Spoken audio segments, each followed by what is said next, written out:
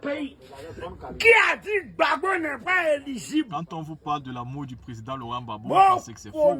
Écoutez très bien ce qu'il dit. Ouais.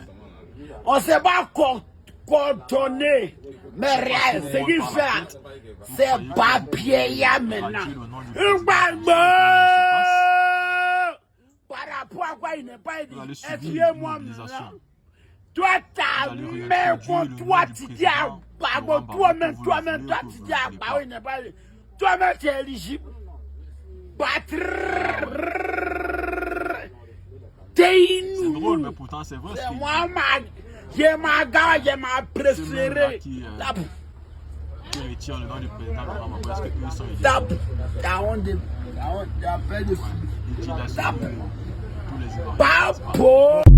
La team, tous ceux qui viennent d'écouter cette vidéo de ce frère ivoirien là, c'est la réalité que beaucoup d'Ivoiriens pensent bas et seulement ne le disent pas.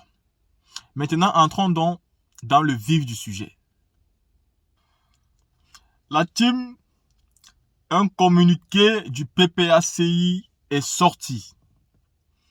Et Damana Pikas, secrétaire général du parti, a donc décidé d'informer la classe publique de ce qui va suivre. Le PPACI, qui est un parti qui respecte les lois, va d'abord gérer en ce qui concerne les procédures d'appel contre la décision de la CEI de radier le président Laurent Gbagbo. Gérer d'abord cette voie-là. Mais si cette voie ne fonctionne pas et que le président Laurent Gbagbo voit son nom toujours radié, alors en ce moment, le PPACI, qui est même déjà mobilisé et qui va envoyer dans toutes les structures les cadres pour passer l'information, mais surtout pour tenir le peuple souverain de Côte d'Ivoire mobilisé. Car le nom du président Laurent Gbagbo va être de manière claire, simple et précise réinscrit dans la liste électorale. Comme l'a dit le président Henri Konan Bédié, c'est un impératif. Dans cette vidéo, je vais vous montrer aussi une sortie de Blaise Lams. À côté de ça, vous allez voir une autre sortie de Michel Gbagbo, qui est à l'endroit où a eu l'incendie en Côte d'Ivoire. Et vous allez vous-même comprendre dans ces deux vidéos que Alassane Ouattara essaye de démontrer le bon côté de la Côte d'Ivoire tout en cachant les autres difficultés que la majorité du peuple subit. Il est donc important pour nous de le rappeler tout le temps. Et après, nous allons reparler ici de ce qui va se passer lors des grosses mobilisations du PPACI pour faire respecter les droits du président Laurent Gbagbo. La team, écoutez d'abord Blaise Lams et Michel Gbagbo.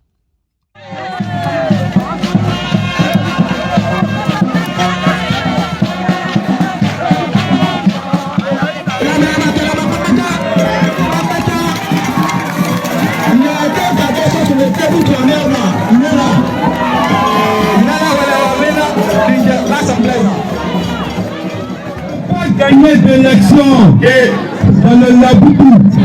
Si tu n'as pas la bénédiction de Boubou,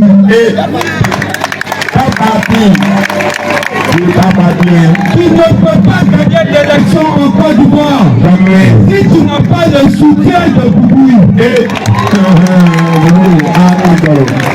la pluie qui tombe sur moi, c'est la bénédiction de Boubou.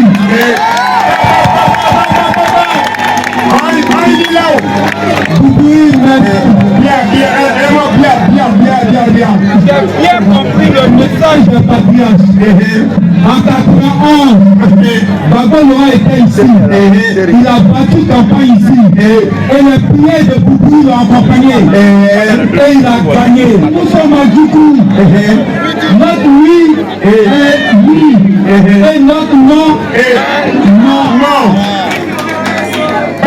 Aujourd'hui, je sais que Boubou m'a dit. Quand j'étais petit, tous ceux qui veulent s'amuser, du coup ils viennent à Dabou, ils viennent au TGP, et ils retournent. Dabou était comme la capitale de la Côte d'Ivoire. Dabou n'existe plus. Dabou n'est plus regardé, Dabou n'est plus admiré, Dabou n'est plus envié, Dabou est tombé, il faut relever Dabou.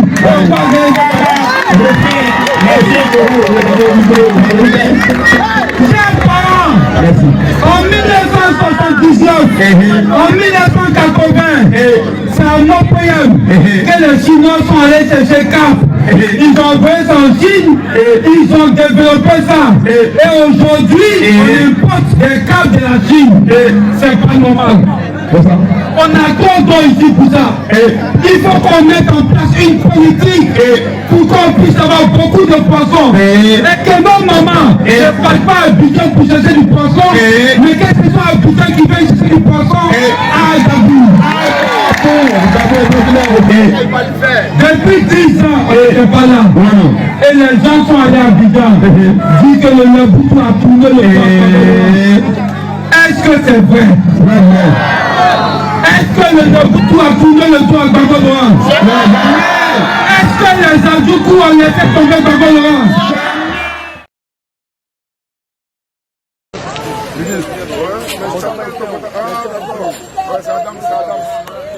On dit quoi, ça va? Ok. Voilà le moment là.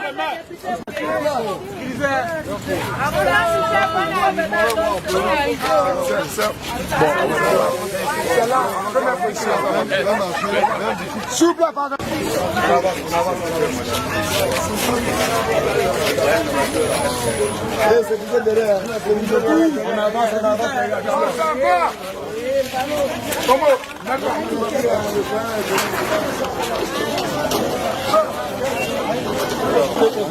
Toucher ça. Comme ça va dans le chimie. Oui, c'est ça. Attention à l'équipe.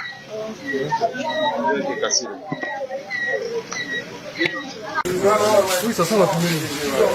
C'est pas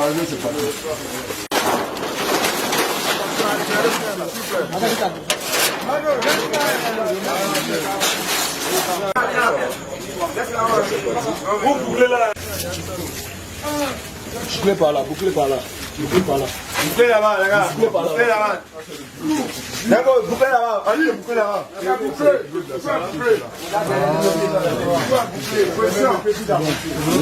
Bon, le feu a déclenché aux environs de 19h, 19h30. Voilà, c'est là que le feu a pris. C'était un court-circuit. Un court-circuit. Voilà, dans un magasin de poissonnerie.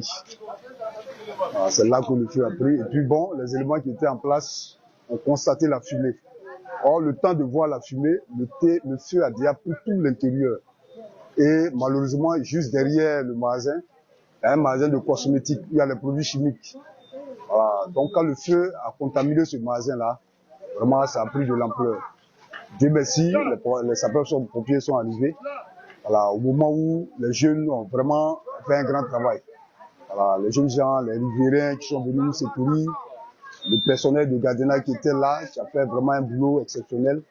Bon, ça a permis aux sapeurs-pompiers d'avoir accès rapidement au terrain. Et puis bon, le feu a été circonscrit par la grâce de Dieu. Il n'y a pas eu de perte en vie humaine, mais nous remercions Dieu. La police était là, la gendarmerie aussi. Oui, j'étais là. Voilà, tout le monde était là, chacun a fait son constat, ils sont partis.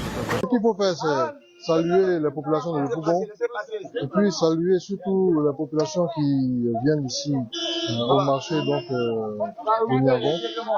Et je voudrais aussi dire que ce qui s'est passé là est un drame. C'est un drame pour les habitants de Yopougon, c'est un drame pour les habitants de Niagon, c'est aussi un drame même pour les habitants d'Abidjan. Je remercie les sapeurs-pompiers qui sont très vite arrivés ici, qui ont fait le travail. Aujourd'hui, pour l'heure là, en tout cas le feu est circonscrit, et puis Dieu merci, il n'y a pas eu de blessés, il n'y a pas eu de morts d'hommes. Je remercie aussi les policiers qui sont arrivés pour sécuriser le secteur et qui ont fait leur constat. Ils ont fait vraiment leur travail. Je remercie aussi les jeunes qui assurent la sécurité même sur le marché, qui travaillent même sur le marché, grâce à qui il n'y a pas eu de débordement, et puis tout a été maîtrisé. Maintenant, il faut voir aussi pour l'avenir. C'est bien d'avoir des marchés, mais ces marchés doivent répondre à un certain nombre de normes qui existent et qui ne sont pas appliquées par cette municipalité. Dans quelques mois, si tout se passe bien, quand nous serons là, nous ferons en sorte que ces marchés soient reconstruits et puis bâtis selon les normes avec les assurances et tout, pour que les commerçants n'aient plus à perdre tout leur patrimoine comme ça du jour au lendemain. Je vous remercie.